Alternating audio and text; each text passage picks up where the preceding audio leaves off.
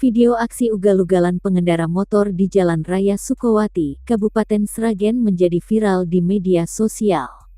Tampak dalam video, seorang pria mengendarai sepeda motor yang telah dimodifikasi. Motor itu berplat nomor polisi AD 3628 VN. Pria tersebut memakai helm berwarna putih. Ia menunjukkan aksinya berkendara dari depan alun-alun Sragen, kemudian belok ke kanan dan berjalan ke arah timur. Dalam video tampak suasana jalan tengah sepi, dan kondisi jalan basah setelah turun hujan. Kemudian, pengendara yang belum diketahui identitasnya itu, melancarkan aksi wheelie-nya atau berkendara dengan roda bagian depan yang diangkat.